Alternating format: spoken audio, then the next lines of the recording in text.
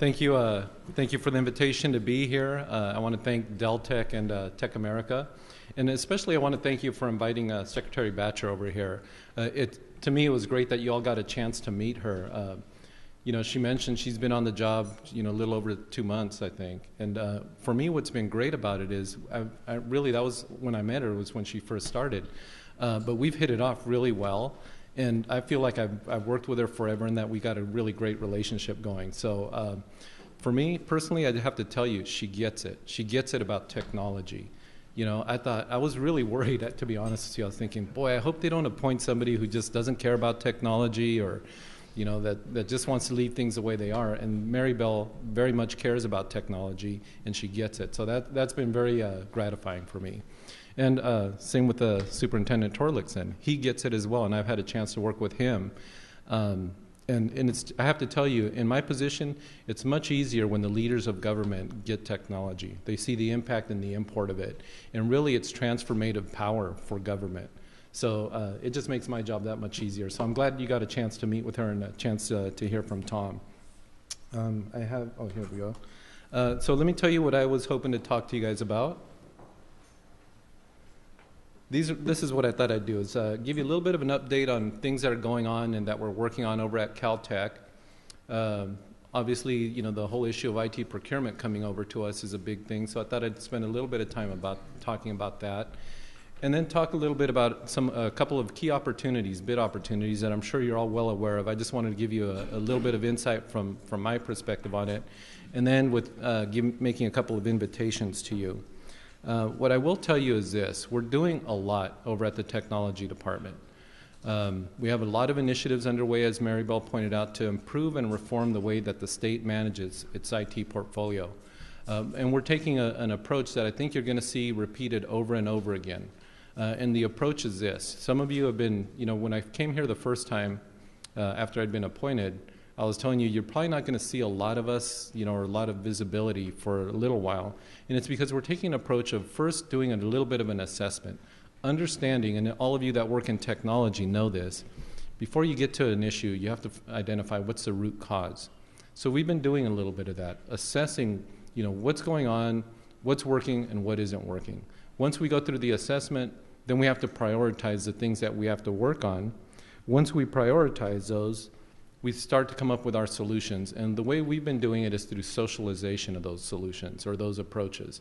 Socialization, for example, when we're doing the way we approve our projects, through key stakeholders in the state, other control agencies, the customer departments that have to deal with this thing, and then talking to folks over in the legislature, other key stakeholders. So our approach is first do an assessment, prioritize the things that we need to work on, socialize our solutions, and then go through a process of educating folks as to, okay, here's what our solutions are going to be like, putting out guidelines, and then followed at some point by converting those guidelines to an area of compliance.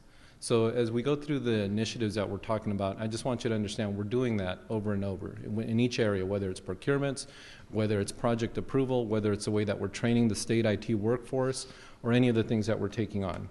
So let's start first with a little bit of an update of things that are going on at CalTech. So obviously some of you have heard we've had a couple of staffing changes at the department. My two chief deputies have both announced that they're retiring. One of them has actually already retired, Anna Brannon, who was our chief deputy over policy. And then Paul Benedetto, who many of you know is our chief deputy over operations, is going to be retiring at the end of this month. We also know that Greg Franklin, who's our deputy director over health IT policy, has also announced his retirement in a couple of months. I bring this up for a couple of reasons. One, it gives us the opportunity to rethink the way that we're organized and see, okay, are there opportunities to change the areas of focus for our department? Secondly, because we're in the process of recruiting. I did talk to each of these folks, and each of them have had a long career in government. And, so I was saying, hey, come on, we're just getting started. We're getting to the good stuff. Why are you guys retiring at this point? And they both said, we basically just want to have some time to spend time with our way more money in the private sector. So, so that tells you a little bit about their commitment. Just kidding. But, I mean, I'm kidding about the fact that they told me that, but I know that's what they're doing. But it does create some opportunities, and the reason I bring that up is because we are in the process of recruiting and trying to fill those vacancies. So we're looking for folks that, one, are very talented, that bring a level of dedication and experience and expertise in technology and in how government works. And the most critical trait is willing to work for government wages, too. But those are positions that are appointed positions. So if there are folks out here that have ever thought about making a contribution to government, something you might want to consider. If you're interested, come and talk to me afterwards. Anyway, it is going to give me an opportunity to reshape the way that the agency operates. We are establishing some new functions. One of the ones that I'll talk about briefly is that we've noticed, our agency does oversight. We do operations in the way of providing technology services. But as we were working with departments on their projects, we were noticing there's some cases where departments run into challenges around technology projects where they need some short-term help. In many cases, it's not really feasible or that easy to go out and get contracted help.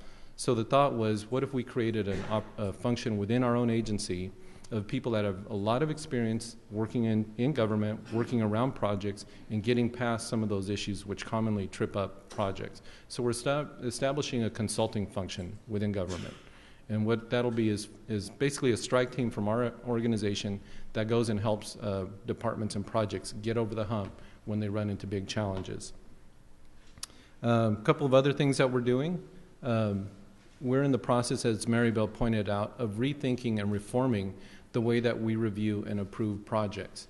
She mentioned to you that we're taking the traditional FSR, SPR, and peer process, coupled with the procurement process, and breaking that out into different approaches. Essentially what we're going to do is we're going to break it down into a 4-stage procurement. And I guess what you all need to know from the vendor community is our intent in this is, one, make sure that departments have a very good understanding of what is the business case, what is the problem from a business perspective that they're trying to solve. That we make them go through an exercise to, one, make sure that they know what their problem is, two, that they've evaluated different alternatives, including reforming and redoing the way that they do their business processes, and then finally that they have a very strong commitment from their executives that if they're going to invest in technology to address the solution, that they have a commitment to make sure that they have the sponsorship there. To me, what it does is addresses the issue of capacity of departments to pull off a technology initiative. Also focuses very clearly on what is the problem that they're trying to address. That should help in the area of writing up requirements that go into a bid. It should help in the area of managing scope creep, and should also help when it comes to those tough decisions and those points in a project where you really need the executives, the business side executives, to get involved and make decisions. We've just announced and are ready to roll out the first stage of this process. The other 3 stages will follow. What I think this will mean to you is that by the time a project gets to the point of going out to procurement or going out to bid, it will be more fully baked. And then the time frame between the time a project gets approved and a procurement gets done is going to be shorter. The other thing that'll do is that'll set the budget and the schedule for the project much closer to the time, and actually hopefully right after the point at which we do the procurement. That should also help with our friends over in the Capitol. One of the complaints that we commonly get is that projects take too long, that they overshoot their schedules and overshoot their budgets. Part of that is the process that we have now makes you set that 3 years in advance of ever going out to procurement. This will change that. So that's one of the things that we're doing that I think will be really exciting. A couple of other things that we're working on, we're at the point of releasing our enterprise architecture framework. And essentially what this is, as I said, it's going to start out as guidelines for departments seeking to standardize some of the very common things that we build into our technology systems. As an example, whether you're building a case management system or a licensing system or a financial management system or whatever it is, everybody needs to be able to say, okay, these are my users, this is the level of access they should have in here, we're going to collect data, and we're going to do something with that data, and we're going to process transactions with it. And we're going to house it on some sort of infrastructure. So what we're finding is, as we look through the projects, we have some key components that get built into every project. The challenge is we build them 57 different ways. And every time we build them, it adds another layer of complexity to the way that the state manages its technology.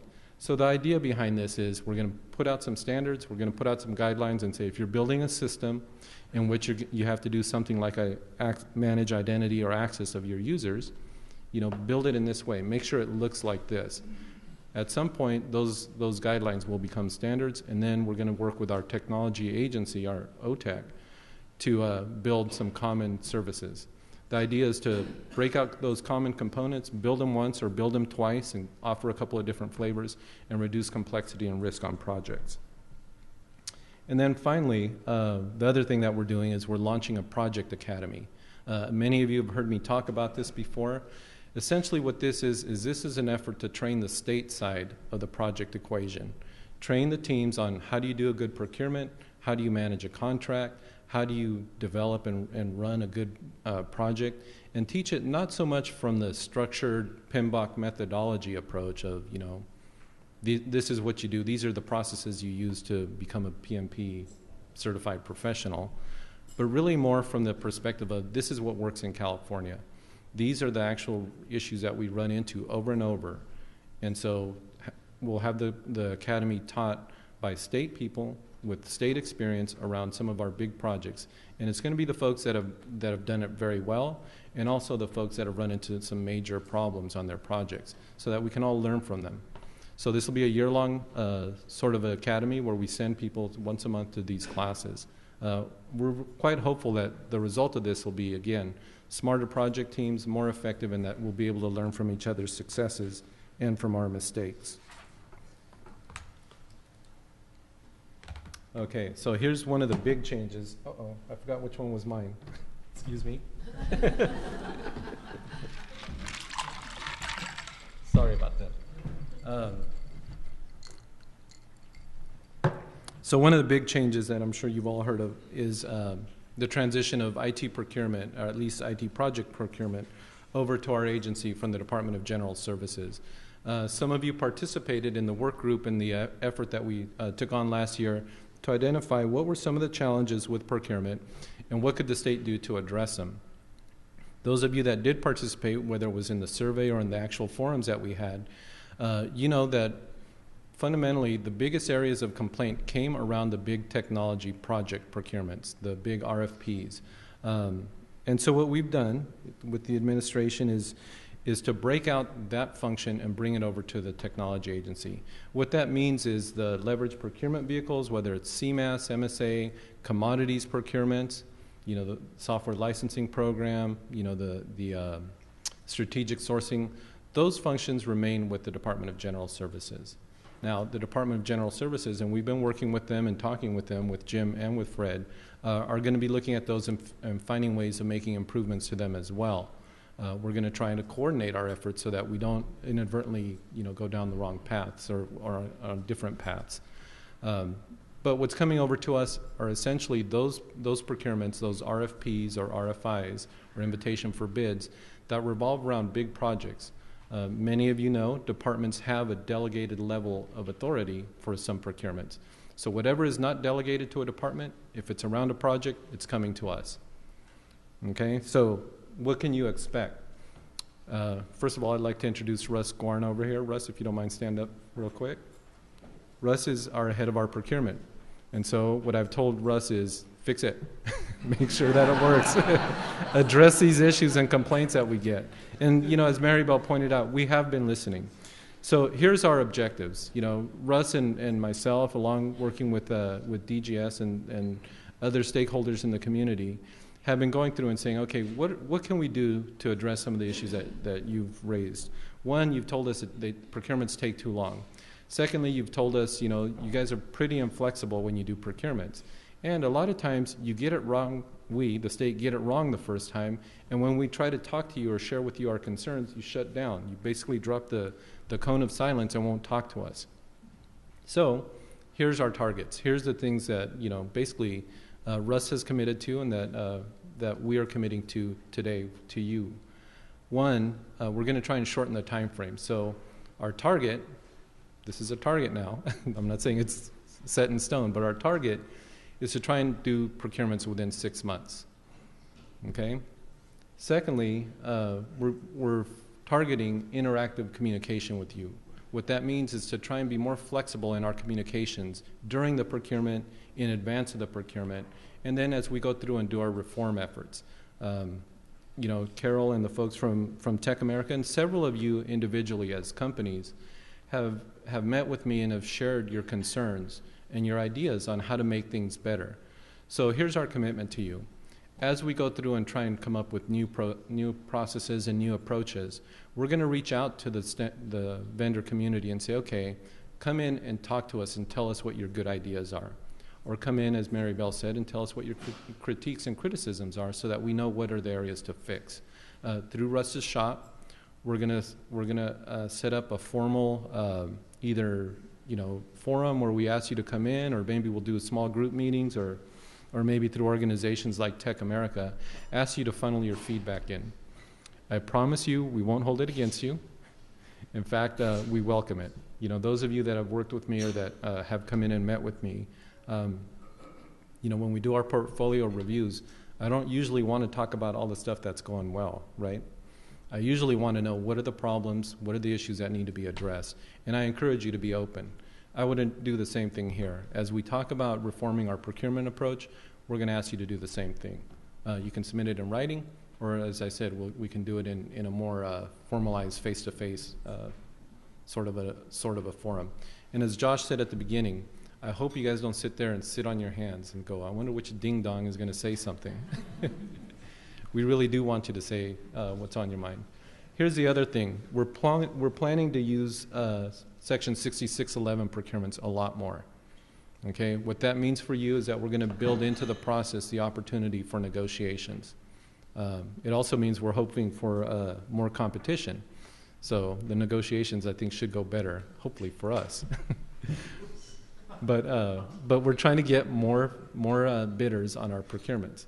The other thing that we're going to try and do is to try to be more flexible, both about the approach that we take to the procurements, things around terms and conditions when it makes sense, and in our communication.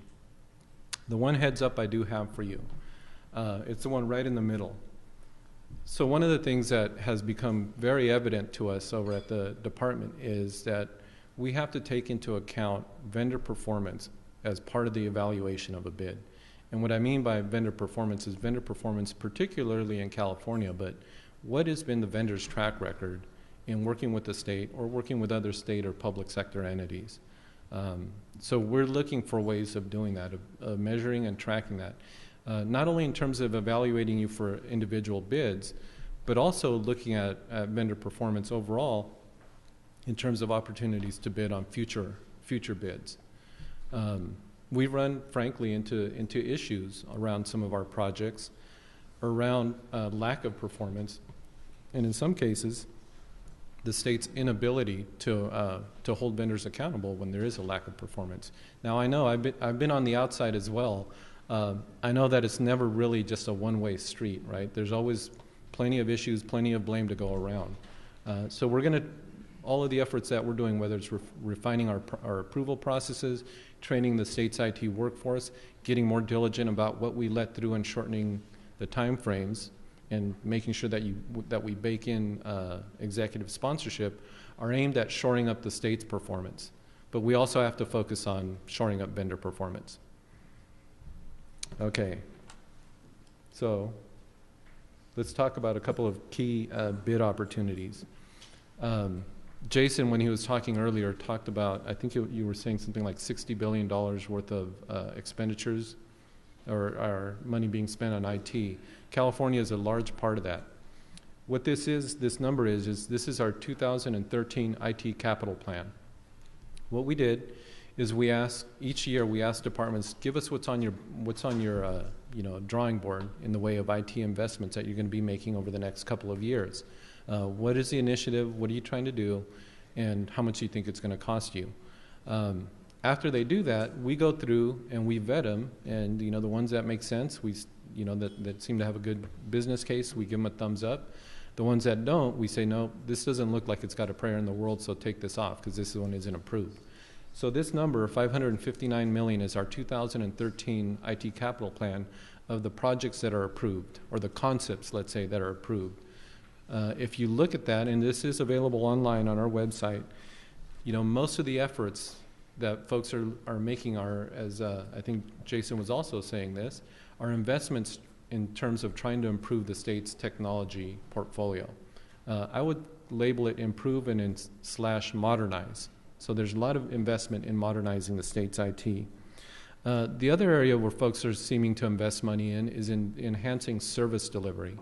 That means, you know, if you look at some of the recent projects like the health benefit exchange, trying to make things more self-service, trying to put things online, enabling people to be mobile in terms of the way that they work with their technologies, you know, building in business intelligence and data analytics in order to be able to harvest and use the information that we already collect. So if you look at the investments that folks are proposing, they're around modernization, they're around enhancing service delivery, and then the other areas that we're seeing a lot of interest in is in enhancing revenues or enhancing efficiencies for government. I'll talk about one of those in a few minutes. And then finally, I think the light has finally gone on. So we have more and more agencies and departments interested in things such as business intelligence and data analytics. Basically harvesting information, again, that we already collect and figuring out, you know, what does that information tell us about the way we can improve service delivery or that we can improve the administration of the state's programs. Anyway, I would encourage you to look at the IT capital plan, and as Jason said, take heart. I think we've started to turn a corner in terms of the way that the state invests in technology. The other thing that does, though, is that does put more of an emphasis and more of an onus on us to make sure we get the procurement processes right. Because what I have found is that the procurements oftentimes are the very initiate, you know, that's one of the early places where you can really mitigate or increase the risk of a project's failure. Okay, so a couple of bid opportunities, then I'll end with a couple of invitations here. One of the ones that I think is of interest to a lot of folks is CalNet 3. I bring this up, you can obviously read the slide yourself in terms of the time frames. One is things are going very well.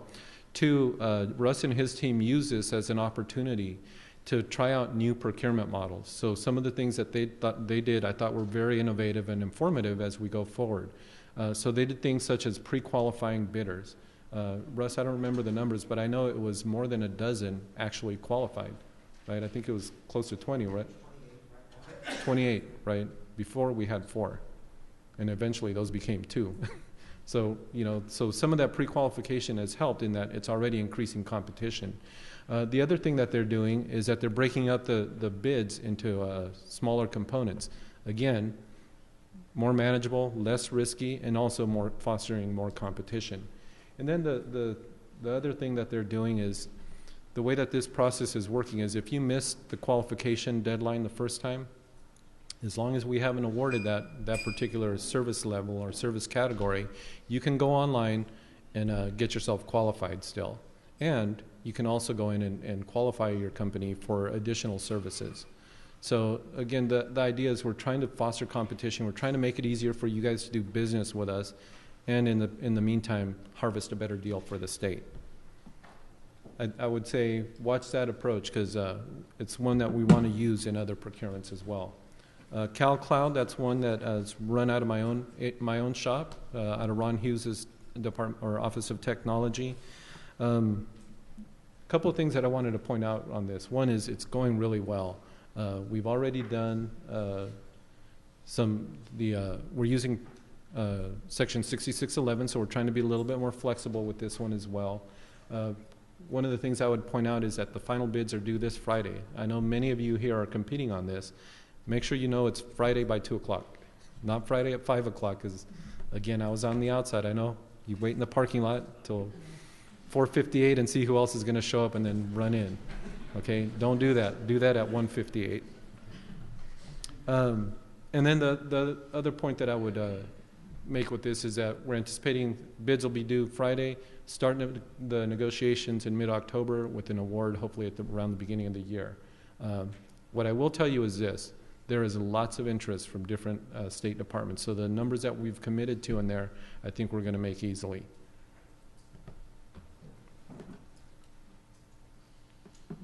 Here's another one, the Board of Equalization's cross project. The reason I bring this one up is because they also have taken an interesting approach that we're looking at very carefully, and it's probably one that we're going to try and replicate in other areas. The other reason I point this out is this is the very first RFP that transitioned to us from the Department of General Services. The RFP was released in July. Conceptual proposals are due in October, and the approach that they took was innovative in a couple of ways. One, it's one of those benefits sharing sorts of opportunities where we're working in partnership with the eventual successful bidder, and you're going to get to share in the revenue. That's how you're going to get paid. It aligns the objectives of the department with which is more revenue and better administration of its tax programs, with the objectives of the contractor in terms of building a system that works really well and gets up and running fast. So we're going to be looking at that as well. The other very interesting thing that they did in this project, in this procurement, is that they're taking and shifting some of the workload that we traditionally, kind of force on you, and shifting it to the state. So in the area of data migration and data conversion, for example, they've gone through a pre-implementation stage of making sure that they get that stuff staged, cleaned up, and ready to go, so that when the vendor comes on board and starts building the system, that doesn't become a big headache or a nightmare. Or, more precisely, an unanticipated workload that then ends up costing you a lot more than what you bid. So again, we're going to be looking at this as an opportunity to learn from what works and seeing if we can replicate it in future procurements. Okay, I'm not sure how I'm doing on time, but I'm going to end with a couple of invitations for you here. I've mentioned in other forums, I want to make sure that we work in partnership. We, the state, we, the departments that, rely on all of you, and you, the vendor and bidder community, that we work in partnership. There's a couple of opportunities that are coming up outside of procurement that I think might be an area that you could really help the state in. How many of you have heard of the Cybersecurity Task Force? So there's a couple of you. So let me tell you what this is. Governor Brown, in looking at what California needs to do to be prepared for the future and prepared for today, has recognized that one of our biggest challenges in California is the threat of cybersecurity, or the threat of a cyber incident impacting either our infrastructure, our utilities, our banking system, our commerce, or our economy, or our government's ability to function. And he's not just limiting this just to California government, but really all sectors of California. Those of you that know that Janet Napolitano, our outgoing Secretary of Homeland Security that's coming to California, one of the last things she was talking about on second to the last day, I think, of her job over at the federal level was warning, be ready.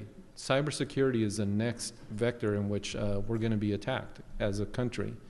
So she was saying something is going to happen. We just don't know when or where, but that is the next frontier. So what California is doing is trying to get ready for that, to try and improve the state overall, not just state government, the state overall's ability to enhance its security posture. So what this task force is, it's sponsored, as I said, by the governor. It's co-hosted by Mark Ghilarducci, the Secretary for Office of Information Security, or Office of Emergency Services, and myself, to bring together different sectors of California to figure out how do we build a framework, how do we get California, the state, ready for our next cybersecurity incident. So we've broken it out into different committees. We've invited people from the banking industry, people from the utility industries and the power sector, folks from public safety, folks from the education community, folks from public and private, or public, local and state government, and actually even the federal government, to come together and figure out what can California do to get ready to enhance our posture. These are the different committees that we have formed, and so the invitation is this.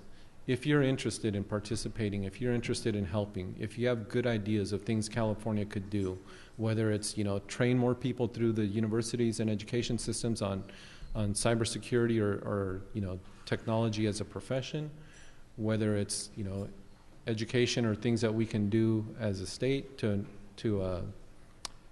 train users as to how to improve their own security practices, or to any of these areas, we would invite your participation. Our next meeting, as you can see there, is at the end of this month. That's our contact person over at CalEMA. If you're interested, if your company is interested in participating, I would encourage you to contact them and get yourself involved. On a little bit of a lighter note, here's the other invitation we have for you. How many of you went to the state fair this year? A couple of you? How many of those big giant corn dogs did you eat? I ate two, and I ate two of those roasted corns. So when you go to the state fair, you know, it's meant to showcase California, right? And if you ever, I go every year. That's one of the things I love, and not just for the food, but you know, I like to go. But if you go in there, you can go see lambs being born. You can see a rodeo. You can see tractor pulls, and you can walk through basically, you know, not a virtual, but a miniature forest, or you know, places where they're growing stalks of corn or raising trout, or all those things. Those are all very important and key parts of California's identity and its heritage. But it occurred to us, you know, one thing that's missing from there, it's another big part of California's heritage, is the whole Silicon Valley IT sector of California and our identity in that regard. And if you look at it, that part of our heritage, if you will, really impacts a whole bunch of aspects of California living, whether it's our economy, whether it's the way people interact, as somebody was mentioning earlier, you know, our social media and our interactions with each other, the way we get entertainment, et cetera, et cetera.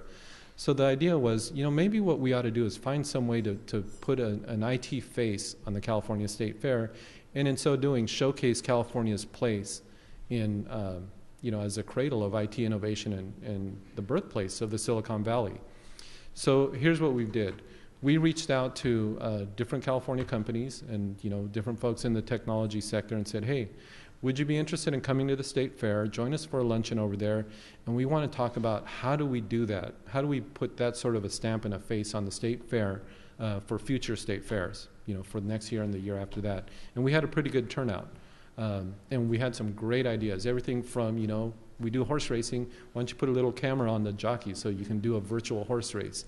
You know, or maybe we can have a showcase like they do at Disneyland or Universal Studios or any of those kind of places that showcases what's coming in the way of technology, or even how technology is being used today. What I'll tell you is this. We're looking for ideas, we're looking for involvement, and we're looking for participation, especially from those companies in the technology sector or the entertainment sector that use this day to day to, you know, in their business. We're going to be making a couple of visits out to the Silicon Valley to meet with firms that are genuinely interested in doing this and in participating. What I would say is, if your company or if you yourself are interested and you have good ideas, maybe you're interested in making a bit of an investment in the state fair to showcase your wares or showcase California's innovation, I would encourage you to participate. Veronica Ortiz-Torres is heading this up for us. That's her contact information there. And I think it would be really cool to just walk in there and be able to see what's coming in the way of technology, or having an IT face and an IT stamp, along with the cows and the baby lambs and all that stuff, and the big giant corn dogs next year. Anyway, that was what I had. Thank you very much. Thanks for the time to be here, and look forward to working with all of you.